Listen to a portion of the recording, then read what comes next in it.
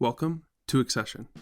Today, we're at the Worcester Art Museum, taking a look at a piece that is on special exhibition.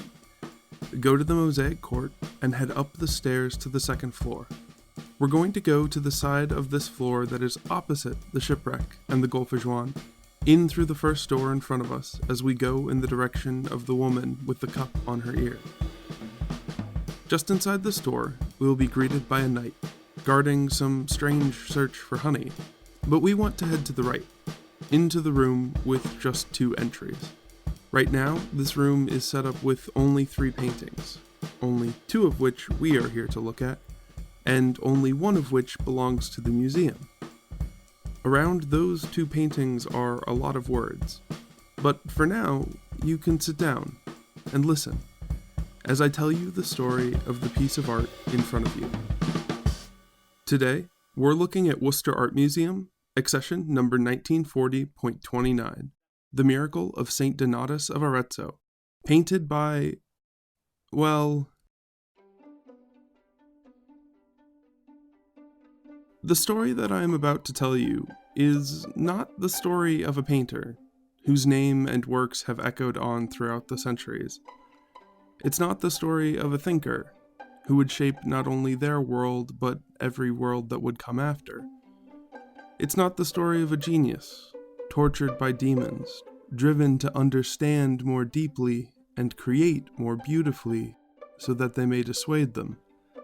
No, this story is no such thing. The story that I'm going to tell you today is just the story of a young man, barely more than a boy, and a small piece of wood that he may or may not have painted. But this story, like so many stories, is incomplete. I have only some of the facts to present to you today. The rest is shrouded in mystery and mythology. That doesn't mean it's not worth telling, but it will leave you, the listener, with a great responsibility. By the end of this story, you will have to make a choice to answer the question of whether or not our young man painted that small piece of wood. Our story begins in the middle of the 1400s, in a small town east of Florence, far from the small group of rich and creative types in this small sliver of the world that was experiencing a small rebirth of Greek and Roman art and philosophy.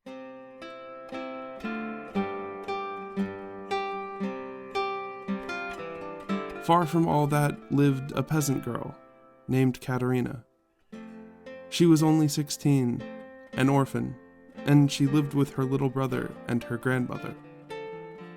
After her grandmother passed away, she and her brother were left to take care of themselves. At that time, Caterina bore a child to a fairly well-to-do notary, a contract writer, named Piero. The child was born out of wedlock, and thus would not be Piero's heir, would not have to take over the family business and become a notary. But this was no scandal. Piero was a good man, and he arranged for Caterina to be married, and the child to be taken care of. The boy lived with his grandparents for part of the time, and his mother and stepfather the rest of the time, while Piero moved often between this small town and the city of Florence. When the boy was 12, his stepmother, Piero's wife, died while giving birth to the child that would have been Piero's sought-after heir. In the same year, Piero's father passed away as well.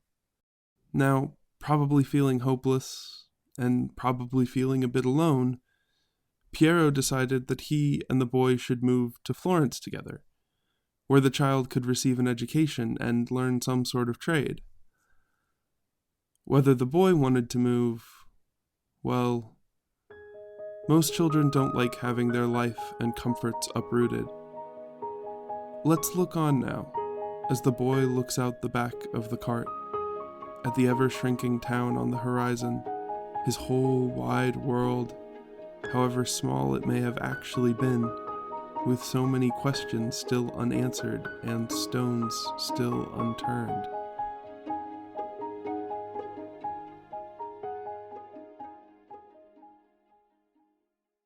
And even though we look at the young boy and can see that he is sad, we should keep in mind that Florence is going to be a much better place for him to live. There will even be more stones to turn and questions to answer.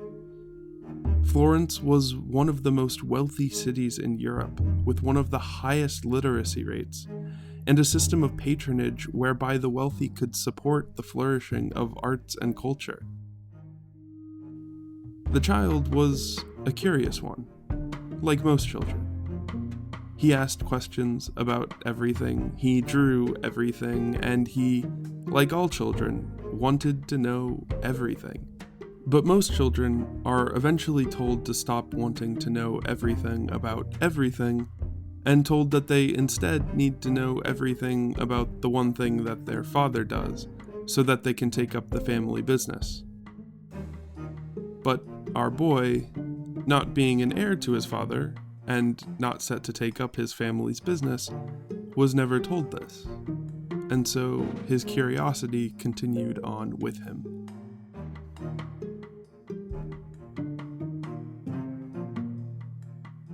Before we move on with our story, before this boy begins down his fated path, I want you to hold on to this. So far, this has been the only difference between our young boy and any other young boy. He was allowed to keep his childhood curiosity. If ever our boy goes on one day to do anything great, which he may, or may not, this might be a moment to think back on.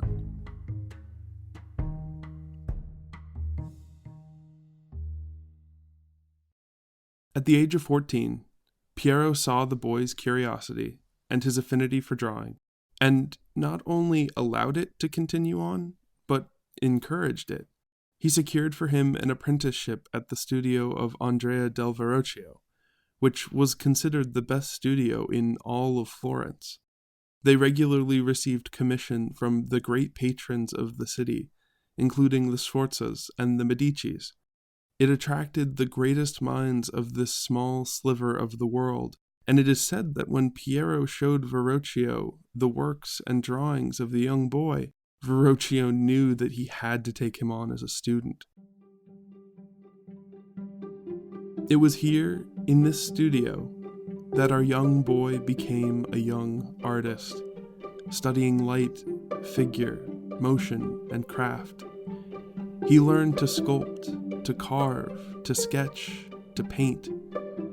He modeled for others, and in turn they modeled for him. He learned from his master, and he learned from his peers, even those younger than him, such as Lorenzo di Credi. This was the sort of place where a boy who had held on to his childlike curiosity might become a master if given enough time. But we have to keep in mind that Verrocchio's studio, and indeed all the studios of the time, were not so much focused on the creativity of the individual. They were production houses, where fine goods were made to be sold, like cobblers with shoes or haberdasheries with hats. The artists and craftsmen worked in a large open space on the main floor, open to the public, easels and pottery wheels and metal grinders everywhere, each working on their part of works to be sold or pieces that had been commissioned. Their art was never signed, and a single piece was never made at the hands of a single artist. Many people would work on the same piece, each applying their own unique talent. If you were good at catching the light as it danced across the folds of a draped cloak, you might run around and paint half a dozen cloaks on half a dozen pieces. Downstairs, during the day, they were not individual artists. They were a team. Members of Verrocchio's studio, the best studio in all of Florence. But upstairs, at night, the artists and apprentices would live and eat together, recounting their small triumphs and epiphanies, and telling each other of their progress on their work, their progress as individuals, their respective journeys towards being the best artists in all of Florence. Now, I like to imagine that our young artist immediately excelled beyond his peers, much to their chagrin, and that he would leap from piece to piece, offering suggestions on how to make them better. I like to imagine that he didn't care for the mass-produced works, that he reveled in the challenging pieces and was always begging Verrocchio to let him be a part of the bigger commissioned works. I like to imagine that his imagination liked any piece that would help him get better as an artist, or teach him something new about the world. I like to imagine these things. But the truth is that these are just myths. Stories that fit into a larger narrative about the archetypical characters in our world. They are informed largely by a part of the story that hasn't happened yet. But instead of those, I'd like you to imagine this.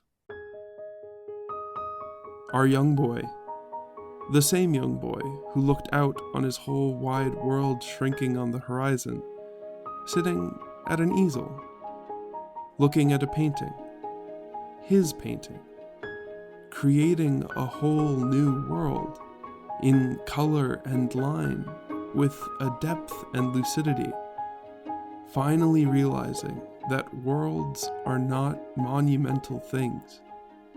They are small things, that they can expand upon a canvas just as easily as they can shrink on the horizon. And with these brushstrokes, our young artist has taken the first steps to not being a young boy, barely more than a boy, but certainly a young man.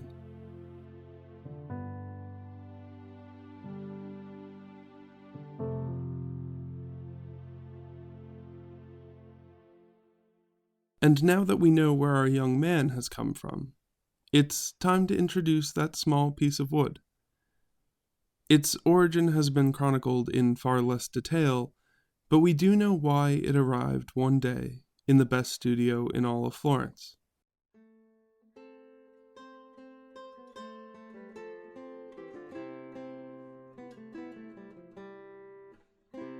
When the young man was 23, Verrocchio was commissioned to make an altarpiece for a small private chapel attached to the cathedral in the small town of Pistoia, just north of where the young man was born.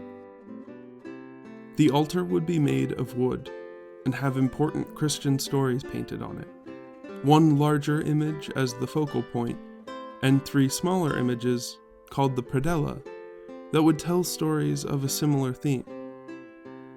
Now, it was not an uncommon thing in that time for a studio like Verrocchio's to receive a commission for an altarpiece, like the one for Pistoia. And it was not an uncommon thing for Verrocchio to focus on the large central image, and to have his students design and paint the predella instead of doing it himself. His artistic contribution was his oversight, and helping where his more experienced hand was needed. And so it's not a wholly remarkable thing that both Lorenzo di Credi and the young man might have had a hand in painting the small piece of wood that would be the predella. The altarpiece's main image was called the Madonna di Piazza, the Madonna and Child, Mary with the baby Jesus, a common religious image for painters of the time. The young mother and the younger child, just a baby, sitting, looking out, not yet having started the life for which he would be mythologized. It's believed that after Verrocchio's death, which occurred a few years into the project, Verrocchio left the remainder of the painting of the main image to Lorenzo di Credi, and that much of this piece as it currently exists is his work. As for the 3 smaller images of the predella, we only know the subject matter of 2 of them. One has been lost to history.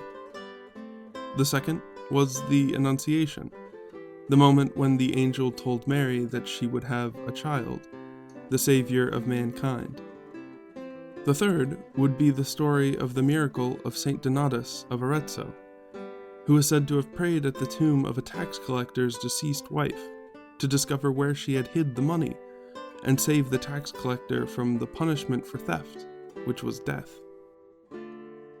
In these stories, and implied by the young mother and the younger child, is the revelation of salvation through divine providence. When you need saving, God will provide you with a way.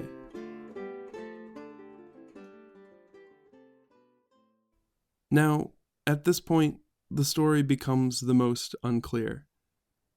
It just simply wasn't recorded. And we can't blame them. It was just another small altar, made by the greatest studio in all of Florence. They had no idea why we would want to know its story, or even that we would want to know its story. And so, instead of telling you what happened, I have to ask you to imagine this. Look upon that small piece of wood, unfinished, and do not glance away. A hand reaches, though you don't know whose, and begins to sand the wood. The lights around you brighten and dim with the passing of each day, as hand after hand is placed upon the wood, some sanding, some sketching, some painting. Now a large part of the piece is painted over and redone. Now a subtle detail is added, a robe changed to catch the light in a certain way, or a tree added in the horizon. And all these changes are made by hands, holding on to their tools, as the light of 4 years of days and nights ebb across the work, and the small piece of wood becomes a small piece of art.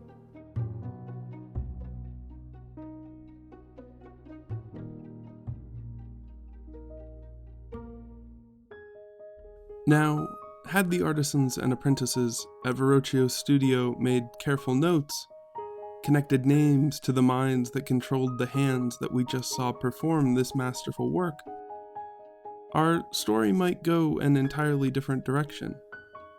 This might have become the story of a painter, whose name and work have echoed on through the centuries. It might have been the story of a thinker, who would shape not only his world, but every world that would come after.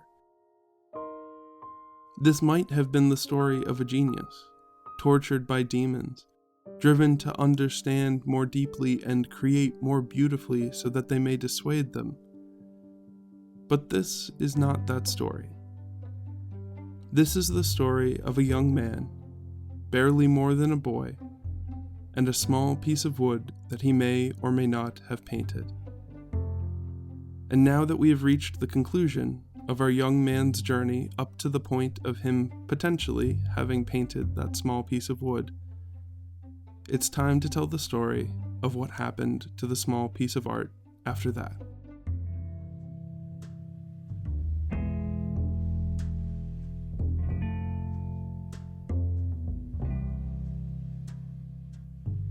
For some time, the small predella remained connected to the main image of the altar, and sat in the small private chapel connected to the main cathedral in Pistoia.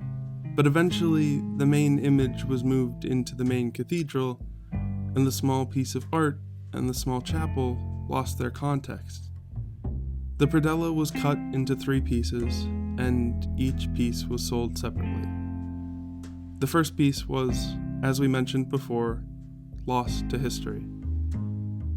The second piece, the Annunciation, was acquired by the Musée du Louvre in 1863.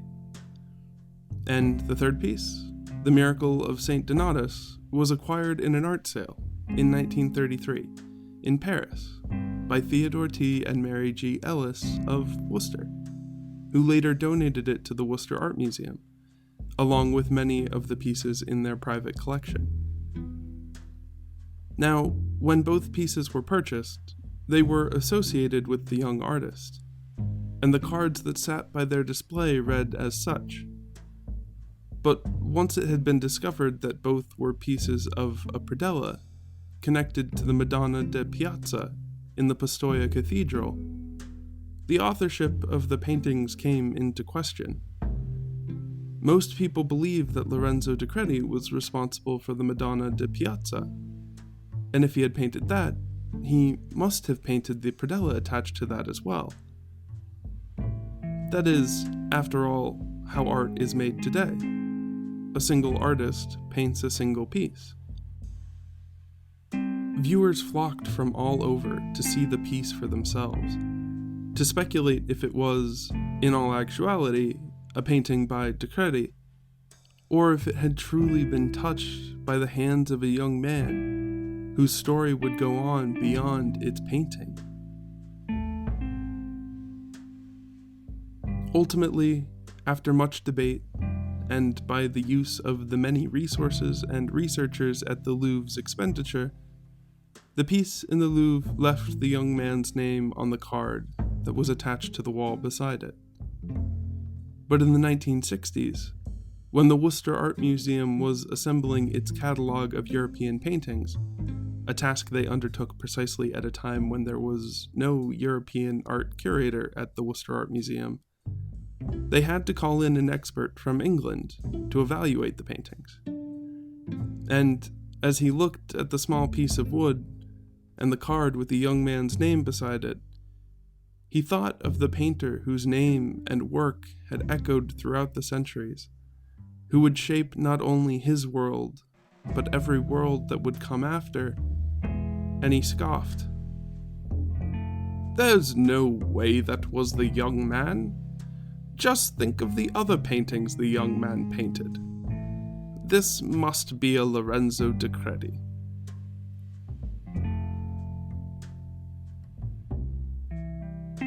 It's so easy to forget when we talk about a young man who eventually became an old man, that they had a start, a beginning, that once they were a child, and that sometimes they remained childlike, and that is what made them great.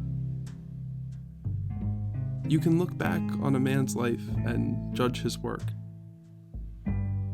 but you cannot pick a point in a young artist's life, even if they may someday be a genius, and judge it looking forwards. With no one to argue the opposite side, the Wham published its catalog, with the name Lorenzo di Credi on the work, and the card was changed. The controversy died down. The people stopped flocking.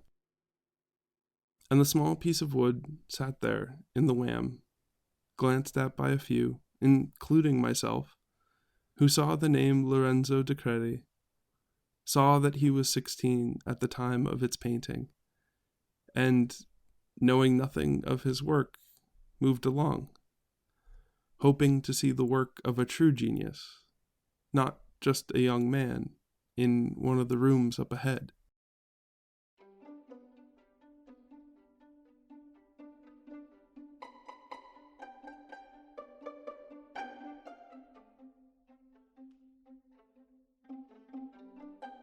But in 1995, one person, Lawrence Cantor, who was at the time the curator for the Metropolitan Museum of Art, did not move along. He stopped, and he looked carefully, and he thought about the young man, who was once a boy, a curious child, who had a moment of revelation as he sat in front of an easel, and saw worlds shrink on the horizon and expand upon the canvas. And he saw the small piece of wood, and the hands working on it, as the light of 4 years of nights and days ebbed across the piece of wood turned piece of art. And he saw those hands, and the arms attached to the hands, and he connected a name to the mind that controlled the hand that he saw perform this masterful work. And he said, "It's extraordinary. It's definitely not Lorenzo di Credi. The hands that made those hands that point to the ground, the way the light is caught in the robes of the saint, those trees that shrink into the horizon. Those hands were the master's hands. Those were the hands of Leonardo da Vinci. Of course, this is not where the story ends. This is only the beginning. I've only just told you the myth. Now we have the task of figuring out the truth. We have yet to learn what Cantor learned, to study the tests that they did on the paintings, and to look at the painting and judge for ourselves whether or not the piece of wood was painted by that young man. But those are questions we will answer next time. For in a few days, this piece is coming off the walls at the WAM, along with its counterpart from the Louvre, and heading down to the Yale University Art Gallery, where Lawrence Cantor is now the chief curator. And that is where we will go as well, when we once again pick up our story in part 2 of The Master's Hands.